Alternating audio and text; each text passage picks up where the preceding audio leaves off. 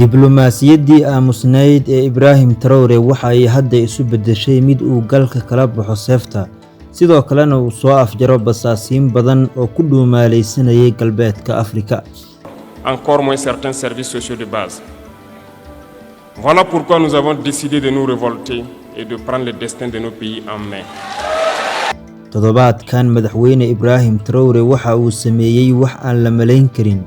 waxa uuna gacanta geliyay godadka madow ee dawladdiisa isaga oo banaanka soo dhigay masaska ku dhex dhuumanaya. Waxaan ka hadlaynaa waa weerar qorshaysan oo lagu qaaday basaasiinta gudaha iyo sirdoonka shisheeye ee reer galbeedka. Basaasiintan si qoto dheer ayay ugu dhex milmeen bulshada rayidka ah iyo hay'adaha dawladda, kuwaas oo u shaqaynaya safaarada shisheeye oo aad u dhool cadeynaya markii la joogo banaanka, sidoo kalena sheegayay inay ka shaqaynayaan diblomaasiyadda iyo horumarinta Burkina Faso, balse umuuraha qarsoon ee iyagu ay maamulayeen ay ahaayeen in ay midiyo u afaysanayeen dadka reer Burkino.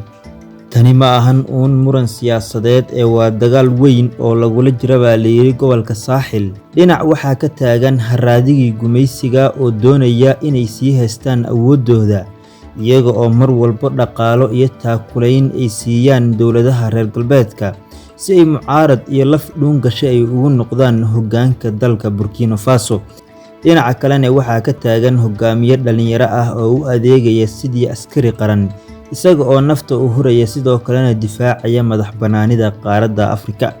Sifaynta ballaaran ee basaasiinta shisheeye waa calaamad qarsoon oo ay ka baqayaan kooxaha maamula caalamka, waana ku dhawaaqista nidaam cusub oo Afrika ay yeelanayso mustaqbalka dhow, mid aan ka amar qaadan doonin magaalooyinka Paris, Brussels ama Washington.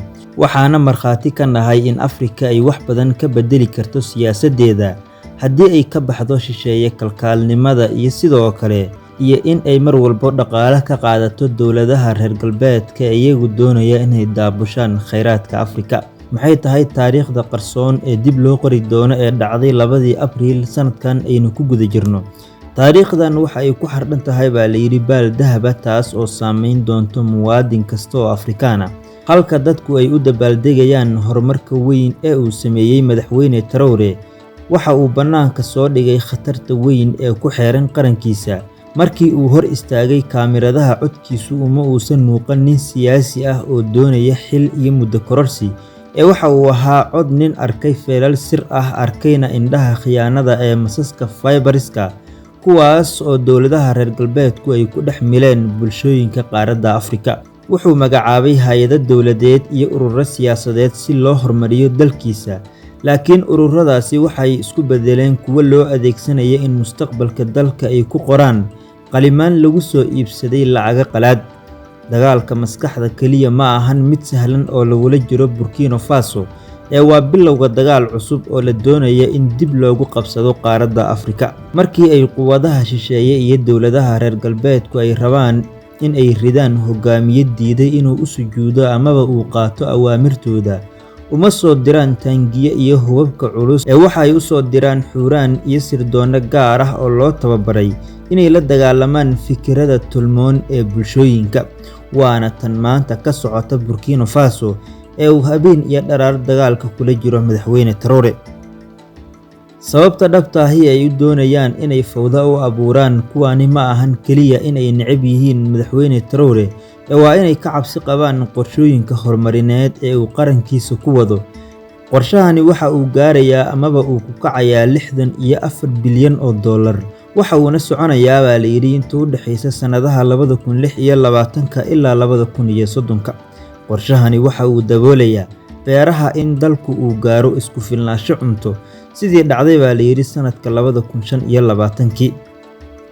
Macdanta iyo dahabka dalka in loo adeegsado amaba loo isticmaalo dhismaha wadooyinka iyo kaabayaasha qaranka ee dhaqaalaha, iyo in la dhiso mustaqbalka dhalinyarada kuwaas oo la doonayo inay ka badbaadaan inay isku tuuraan badda sida dalalka kale ee dhalinyaradoodu ay u tahriibaan dalalka qaaradda Yurub ee reer galbeedka. Bartamaha bishii Abriil ee sanadkan aynu ku guda jirno ee 2026, dawladda Burkina Faso waxay ku dhawaaqday inay kala dirtay 118 hay'adood oo ah kuwa aan dawliga ahayn ee loo yaqaano NGOs-ka, iyo kooxaha bulshada rayidka ah. Sababta ayayna dowladdu ku sheegtay inay ku eedeysay qaar badan oo ka mid ah hay-adahan inay la shaqaynayeen amaba ay ka shaqaynayeen dana shisheeye iyo inay ku lug lahaayeen basaasnimo, iyaga oo la xiriirinayo in wada shaqayn fiicani ay kala dhaxaysay kooxaha xagjirka ah si ay u wiiqaan amniga qaranka.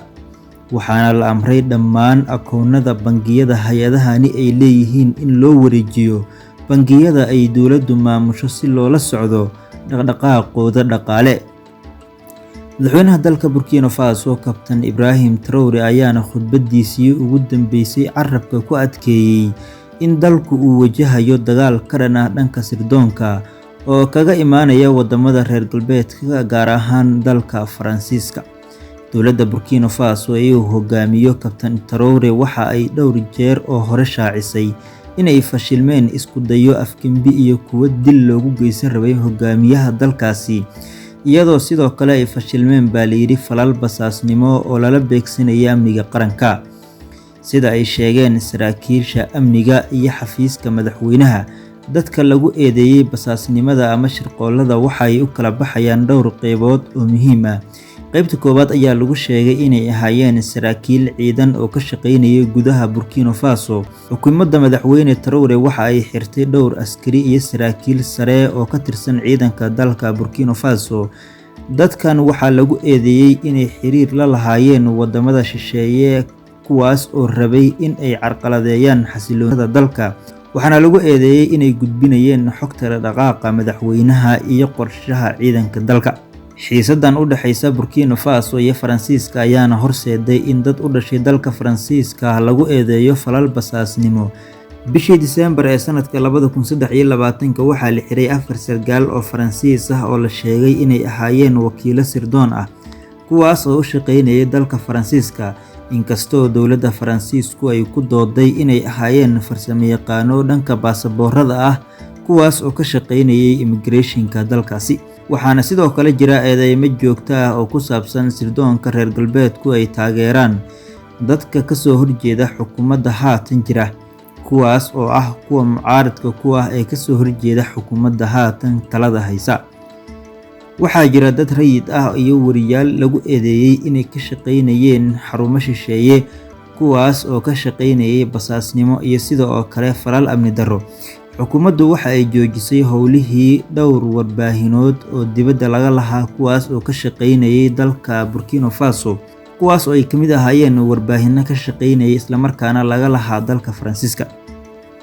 Waxaana warbaahinadan iyo qaar ka mid ah wariyaashan lagu eedeeyay inay faafinayeen falal propaganda ah.